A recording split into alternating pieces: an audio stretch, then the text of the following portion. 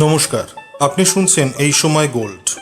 প্রফেসরের প্রত্যাবর্তন, লেখা অভিনন্দন বন্দ্যোপাধ্যায়, পাঠ বৈজয়ন্ত চক্রবর্তী।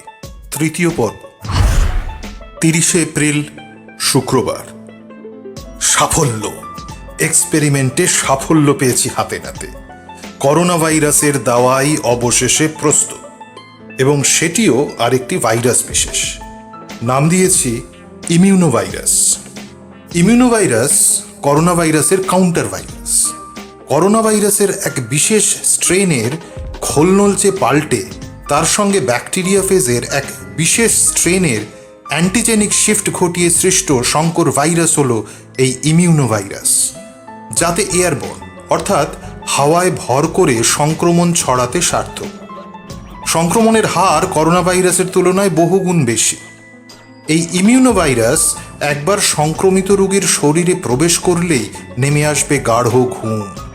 খুব বেশি হলে 20 থেকে 24 ঘন্টা থাকবে এই ঘুম ঘুম ভাব, এবং এই সময়ের মধ্যে ঘুমের অবচেতনেই ইমিউনোভাইরাস দমন করবে করোনা ভাইরাসকে, কাঁটা দিয়ে কাঁটা তোলা।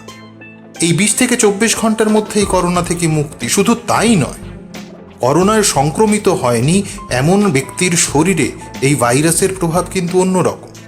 সেক্ষেত্রে এই ভাইরাস গড়ে তুলবে করোনার বিরুদ্ধে অদম্য অ্যান্টিবডি, ফলে সেক্ষেত্রে এর প্রয়োগ প্রতিষেধকের মতোই। তাছাড়া এই ইমিউনোভাইরাস ধীরে ধীরে করোনা ভাইরাসের স্ট্রেনকে ধ্বংস করে নির্মূল করতেও সক্ষম হবে বলে আমার পূর্ণ বিশ্বাস। এই ইমিউনোভাইরাসের ভাবনাটা আসে ইয়েল বিশ্ববিদ্যালয়ের একটা এক্সপেরিমেন্টের থেকে। এই এক্সপেরিমেন্টে দেখা গেছে সাধারণ সর্দি কাশির পেছনে থাকা রাইনোভাইরাস নামক আরেক আরএনএ ভাইরাস ইনফ্লুয়েঞ্জার মতো ভাইরাসের থেকে মানুষকে রক্ষা করতে পারছে। মাথায় রাখতে হবে, এই ইনফ্লুয়েঞ্জাই হলো সেই ভাইরাস যা প্রায় 100 বছর আগে ঠিক এরকমই আরেক অতিমারির কারণ ছিল, যা কেড়ে নিয়েছিল পৃথিবীর প্রায় 1/3 মানুষের প্রাণ। এদিকে ব্যাকটেরিয়া ফেজের সুনাম তো বিশ্বব্যাপী। এর বিশেষত্ব হলো এরা ব্যাকটেরিয়াকে আক্রমণ করে ও ধ্বংস করে। এই ব্যাকটেরিয়া ফেজের অস্তিত্ব প্রথম পর্যবেক্ষণ করা হয় কিন্তু খোদ আমাদের দেশে। 1896 সালে আর্নেস্ট হানবেরি হানকিন নামক এক ব্যাকটেরিওলজিস্ট গঙ্গা এবং যমুনার জলে এই ব্যাকটেরিয়া ফেজের অস্তিত্ব অনুমান করে, যা তৎকালীন ভারতের আরেক অতিমারি কলেরার নিরাময় পরোক্ষভাবে কাজ করছিল বলে তার ধারণা ছিল। তখনও ব্যাকটেরিয়া ফেজের এই নামকরণ ও গুণাবলী বিশ্লেষণ সম্ভব হয়নি যদিও, কিন্তু পরবর্তীকালে এই ব্যাকটেরিয়া ফেজের আবিষ্কারের জন্যই 3 বিজ্ঞানীকে নোবেল দেওয়া হয়। কিন্তু সেই সময় অ্যান্টিবায়োটিকের ব্যবসার রমরমার স্বার্থে ফার্মা কোম্পানিগুলি বিজ্ঞানী ও চিকিৎসকদের মুখ ফিরিয়ে নিতে বাধ্য করে এই ব্যাকটেরিয়া ফেজের থেকে। তারপর বহু দশক ধরে অ্যান্টিবায়োটিক খাইয়ে খাইয়ে ফার্মা কোম্পানিগুলি ধনকুবের হয়, এবং মাত্র কয়েক দশক আগে তারা বুঝতে পারে যে অতিপ্রয়োগের ফলে মানুষের শরীরে অ্যান্টিবায়োটিক আর কাজ করছে না। ফলে বিজ্ঞানী মহলে পুনরায় ব্যাকটেরিয়া ফেজকে ফিরিয়ে আনার জল্পনা শুরু হয়। ব্যাকটেরিয়া ফেজের মতো এরকম যোদ্ধা ভাইরাসের আরেকটি জুড়ি মেলা ভার।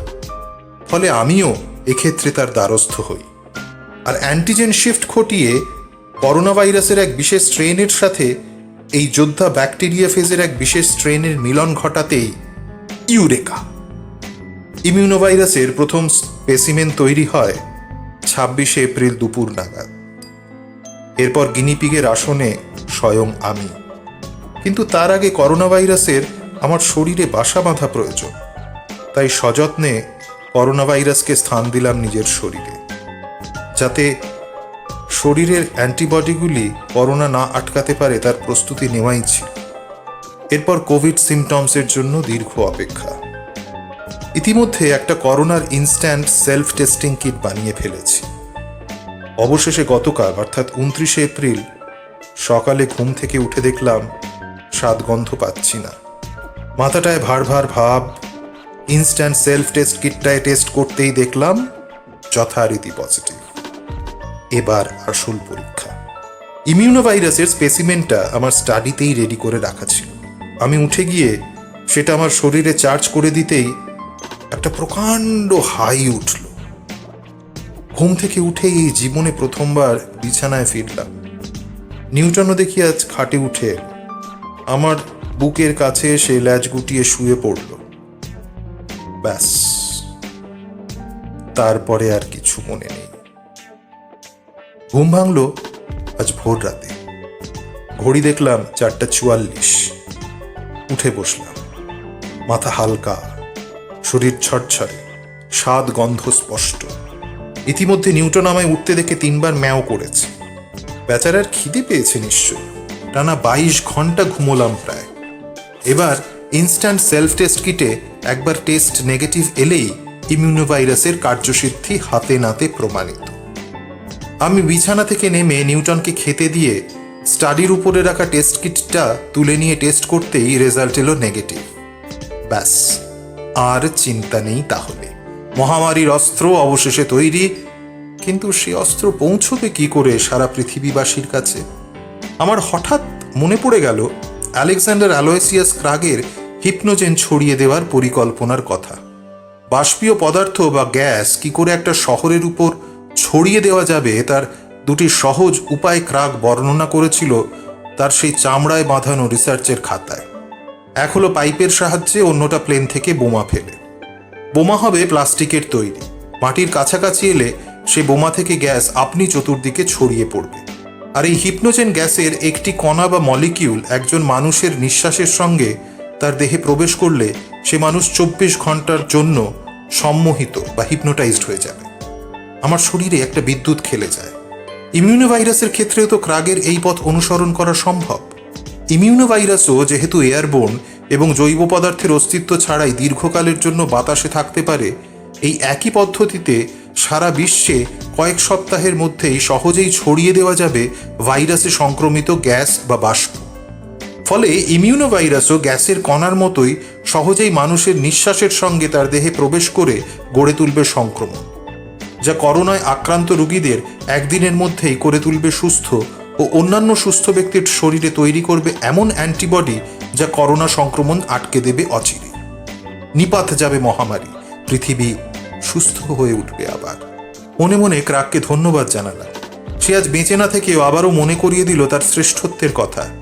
কিন্তু পরমুহূর্তেই বুঝতে পারলাম যে ক্রাগের এই থিওরি মতে ইমিউনোভাইরাসকে সারা পৃথিবীতে ছড়ানোর ইচ্ছে থাকলেও সে ক্ষমতা আমার নেই। আমার একার পক্ষে সারা বিশ্বে ইমিউনোভাইরাস ছড়িয়ে বেড়ানো অসম্ভব। তাহলে উপায়? 1 মে শনিবার উপায় একটা হয়েছে। সেই সূত্রেই আজ কলকাতায় এসেছি। আপাতত পার্ক স্ট্রিটের হোটেল পার্ক ইন্টারন্যাশনালের 5 তলার 11 নম্বর ঘরে বসে ডায়েরি লিখছি। কোনো দিশা খুঁজে না পেয়ে সুইডিশ একাডেমি অফ সায়েন্সে গতকাল রাতেই যোগাযোগ করি। যারা এককালে আমায় সম্মান জ্ঞাপন করেছিল, আশা করেছিলাম তারা এখনো মনে রাখবে। তাছাড়া এরকম ব্যাপক প্রয়াস যদি সত্যি করতে হয়, তবে সুইডিশ একাডেমি অফ সায়েন্সের মতো সংগঠন ছাড়া আমার পরিচিত ও বিশ্বস্ত কোনো ব্যক্তি বা সংস্থা নেই। একাডেমি মান রেখেছে। কাল রাত 8:30 নাগাদ আমার নাম করে ইমেল পাঠাতেই ওরা সঙ্গে সঙ্গে ভিডিও কল করে। বর্তমান সেক্রেটারি প্রফেসর হ্যানসেন আমাকে দেখে প্রায় চিৎকার করে ওঠেন আনন্দে। ভদ্রলোক নিজেও একজন ফিজিশিয়ান এবং সায়েন্টিস্ট। তিনি নাকি আমার ব্যাপারে অনেক পড়েছেন ও শুনেছেন। আমার সকল আবিষ্কারের লিস্ট তার মুখস্থ। আমার সাক্ষাৎ পাওয়ায় তিনি ধন্য, ইত্যাদি। এতদিন পরের মানুষও আমাকে মনে রেখেছে দেখে শুরুতে একটু অবাকই হই, আবার ভালোও লাগে। এরপর প্রফেসর হ্যানসেনের সঙ্গে দীর্ঘ কথাবার্তা হয়। আমি সব খুলে বলতে তার উত্তেজনা ছিল দেখার মতো। তিনি কিছুক্ষণের জন্য কয়েকটা কল সেরে আমায় অনুরোধ করেন যত শীঘ্র সম্ভব একটা স্পেসিমেন নিয়ে যেন আমি কলকাতায় পৌঁছই। উনি সুইস এম্বাসি থেকে লোক পাঠাবেন, যে আমাকে নিয়ে যাবে এক বিশেষ টেস্টিং ল্যাবে। সেখানে ল্যাব টেস্টিং অফিসিয়ালি সাকসেসফুল হলে বাকি কাজ। প্রফেসর হ্যানসেনকে খুব অমায়িক লাগলেও ভদ্রলোককে ততটা সোজা মনে হলো না। তবু এই সুযোগ নেওয়া ছাড়া পৃথিবী বাঁচানোর আমার হাতে আর কোনো উপায় নেই। আর তাছাড়া প্রফেসর হ্যানসেনের কী বা স্বার্থ থাকতে পারে? আমি রাজি হয়ে গেলাম। ওদিকে মিস্টার বাজপেয়ীকেও বলে দিলাম যে কলকাতা যাচ্ছি। যতদিন ইমিউনোভাইরাস মহামারী নিরাময় না করছে, অন্তত মানুষের অক্সিজেনের সমস্যা তো অনেকটাই মিটবে, যদি অক্সিমোরের মাস প্রোডাকশন সত্যিই সম্ভব হয়। এরপর ইমিউনোভাইরাসের স্পেসিমেন নিয়ে আজ সন্ধে নাগাদ কলকাতায় এসে পৌঁছেছি। সুইডিশ একাডেমি অফ সায়েন্সের নির্দেশে সুইস এম্বাসির থেকে অস্কার স্যান্ডমার্ক নামক লোকটি আমার সাথে দেখা করতে আসছে কাল। পার্ক স্ট্রিটের অক্সফোর্ড বুক স্টোরে কাল সকাল 10টায় দেখা করার কথা। বাজপেয়ীর সাথে অ্যাপয়েন্টমেন্ট ঠিক হয়েছে বিকেলে। নিউটন এখন চুপচাপ বসে জানলা দিয়ে বাইরের রাতের কলকাতা দেখছে। ওকে সঙ্গে করেই এসেছি।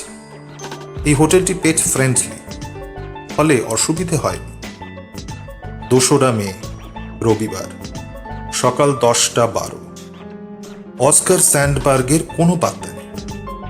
পার্ক স্ট্রিটের অক্সফোর্ড বুক স্টোরের দোতলার ক্যাফেতে চুপচাপ বসে আছি, তাই ভাবলাম কালকের রাতের ঘটনাটা লিখে রাখি।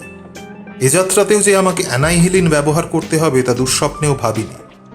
যেখানে গোটা পৃথিবী মহামারীতে ধুঁকছে, সেখানে সেই মহামারীর দাওয়াই নিয়েও মানুষ যে মারামারি কাটাকাটি করছে, এটা ভাবলেই খারাপ লাগছে। কাল ডিনার খেয়ে বেশ তাড়াতাড়ি শুয়ে পড়তে না পড়তেই ঘুমিয়ে পড়েছিলাম। আমার ঘুম বরাবরই পাতলা। মাঝরাত নাগাদ রাস্তার দিকের জানলার খুট করে একটা আওয়াজ হতেই আমার চোখ খুলে গেল। জানলার কাচের শাটার বন্ধ করে শুতে ভুলে গিয়েছিলাম। নিউটন ওখানে বসেই বাইরের শহর দেখছিল।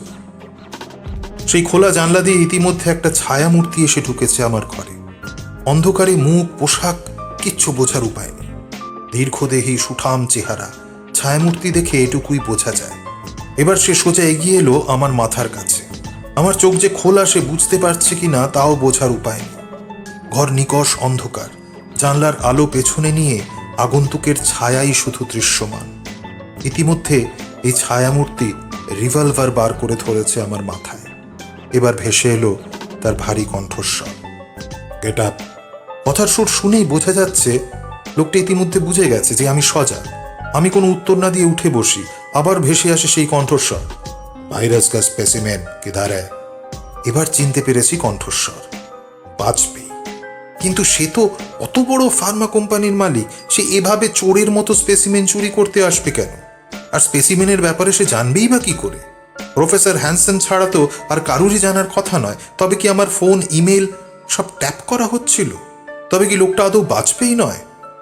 ভাবনায় বাধা পড়ে।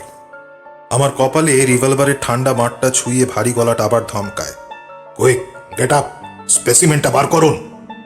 বিপদের চরম মুহূর্তে আমার মাথা আশ্চর্য রকম পরিষ্কার থাকে, সেটা আগেও দেখেছি। এই বাজপেয়ী বা যেই হোক, তার হাতে পৃথিবীর সুস্থ হয়ে ওঠার দাওয়াই আমি বেঁচে থাকতে তুলে দিতে পারবো না। আমি ইতিমধ্যে ঠিক করে ফেলেছি কি করব। একটাই বাঁচার পথ, অ্যানাইহিলিন। আমি চুপচাপ চশমাটা পরে বিছানা থেকে নেমে লকার খুলে স্পেসিমেনের শিশির বদলে অ্যানাইহিলিন পিস্তলটা বার করে মুহূর্তের মধ্যে লোকটার দিকে ঘুরে চার্জ করতেই রিভলভার উঁচিয়ে চেঁচানোর আগেই ছায়ামূর্তি মিলিয়ে যায় হাওয়াতে।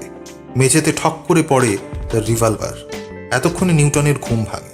সে উঠে আড়মোড়া ভেঙে মুখ ঘুরিয়ে অবাক বিস্ময়ে তাকায় আমার দিকে, যেন বলছে, রাত বিরেতে এসবের আবার মানে কি? মানে অবশ্য আমি আজ সকাল অবধি ভেবেও কিছু বুঝে উঠতে পারি। এর মধ্যে এনজিওর সেই লোকটা যে বাজপেয়ীর সঙ্গে ফোনে আলাপ করিয়েছিল, তাকেও যোগাযোগ করে কোনো ফল হয়নি। তার ফোন সুইচড অফ।